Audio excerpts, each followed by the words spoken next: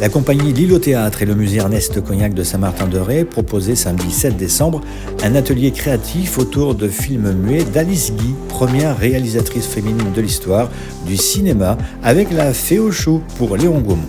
Île de Ré TV est allé rencontrer Laure Husselstein, co-directrice artistique de la compagnie rétaise, afin d'échanger sur cette femme d'exception qu'était Alice Guy. Alors Alice Guy, pourquoi est-ce que son nom n'est pas resté dans la mémoire collective? Pourquoi est-ce qu'elle n'est pas aussi connue qu'un certain Georges Méliès? Déjà, c'est la première femme réalisatrice au monde. Voilà, elle a commencé avec les pionniers du cinéma, effectivement, à la même époque que Méliès.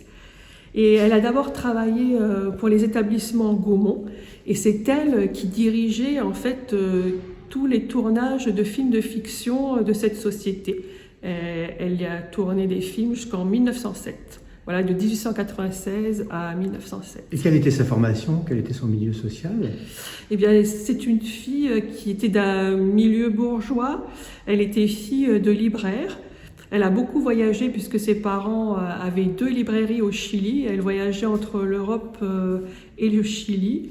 Et c'est une femme très cultivée. Elle a vécu elle faisait du théâtre chez elle. Elle lisait beaucoup. C'est elle qui a eu l'idée de tourner des films de fiction. Elle est partie aux États-Unis tout simplement pour suivre son mari, voilà, qui lui aussi travaillait dans la société Gaumont.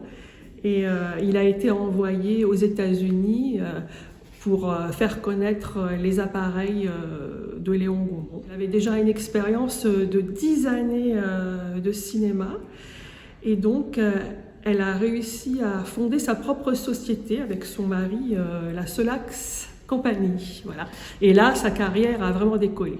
Et c'est vrai que ça a été aussi la première femme à faire tourner des acteurs noirs dans ses films aussi, non? Ça, c'était aussi quelque chose de surprenant à l'époque. Oui, exactement. Voilà, il y avait un film où elle voulait tourner des danseurs de music-hall. Et elle avait demandé, à l'époque, les blancs en fait se maquillaient en noir, et elle voulait vraiment que ce soit des noirs qui dansent. Et les acteurs blancs ne voulant pas tourner dans les films avec eux, elle a décidé qu'elle prendrait toute la compagnie. Elle est restée aux États-Unis jusqu'en 1922, donc de 1907 à 1922, et elle est revenue parce que le cinéma a changé très rapidement.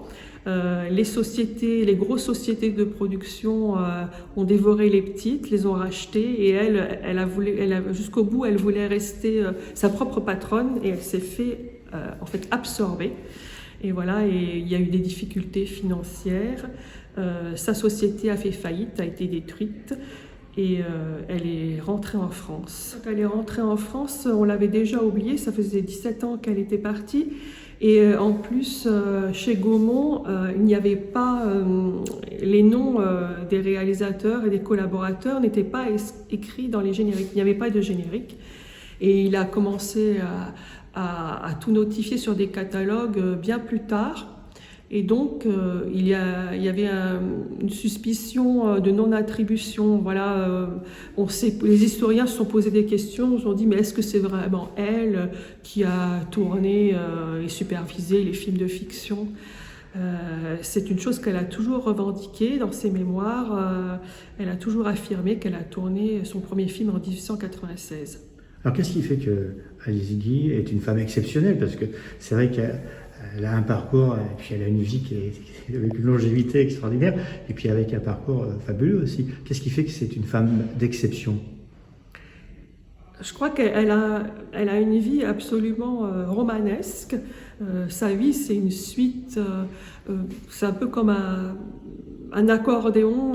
Il y a des moments de gloire intense, puisqu'elle était quand même la femme la plus riche des États-Unis en 1920.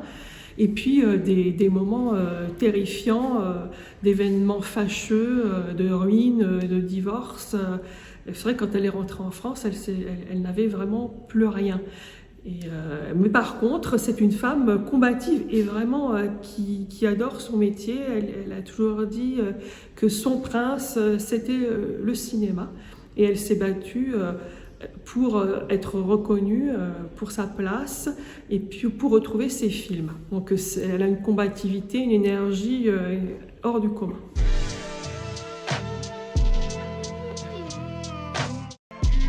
Quelle est la particularité de ces ateliers qui aujourd'hui sont donnés à un petit public restreint? Dans quel but?